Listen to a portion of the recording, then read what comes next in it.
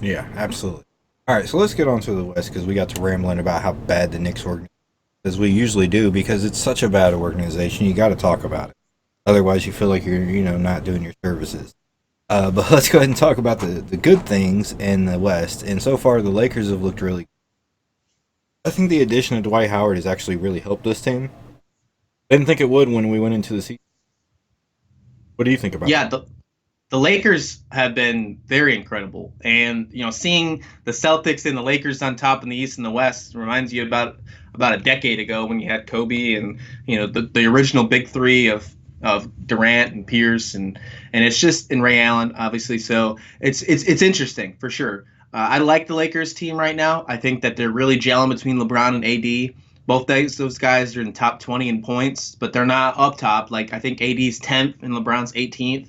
LeBron's third in assists, though. They're both averaging a double double, which is really impressive. And Dwight Howard is fourth in the league in field goal percentage. He's shooting 73% from the field, which is really impressive coming off the bench. And Jared Dudley, also coming off the bench for the Lakers, is in the top 10 in field goal percentage, too. So I think that we're worried about depth with that team as we were talking in the offseason, and that's really been not an issue so far for them, which has been pretty impressive, and that's why they're 9-2. All right, and then the Clippers. They've actually looked really good, but last night they lost to the Pelicans. Derrick Favors put up a 20-20 game. 20 points, 20 rebounds, and that's a pretty good game. But that also brings questions to how big are the big men for the Clippers? Because Montrezl Harrell is only 6'8". And thinking that they don't have the best rebounding. You're giving up Derrick Favors 2020. I don't think he had the best rebound. Not exactly in the prime of his career.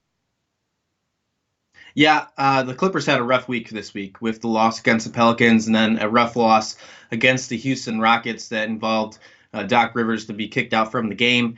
And there was some speculation between him and his kid, who plays for the Rockets now, which was pretty funny. If you did get a chance to check that out, definitely check it out. It was pretty cool. Austin Rivers was given the call me dad as he was getting kicked out of the game, which was pretty funny. However, He the also put on Clippers. Twitter, he said, well, Thanksgiving is going to be awkward now. Yeah, I did see that, which is pretty funny.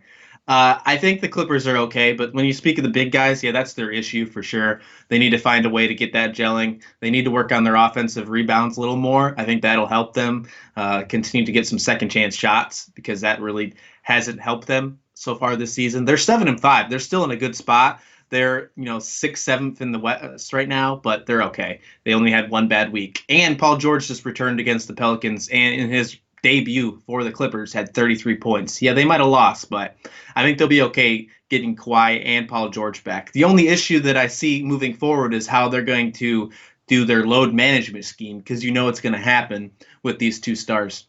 Paul George looked lost last night. He was over there. He kept looking to help defense on. He was looking lost, and he gave up a lot of points because of his lost help defense. So it'll be interesting to see how he can get going forward there too. Real quick, we're already out of time, but I want to go ahead and say the top 8 teams are only separated by 3 games total. The Jazz Mm-hmm. with Mike Conley have looked really good this year. Houston, we haven't seen the blow up between the two divas yet, so we'll see how that looks going. It's not going to happen. It's not All going to right, happen. we'll see. And then we'll go ahead and just say real quick, the Pelicans, we talked about them beating the Clippers, but that was only their 3rd win of the season.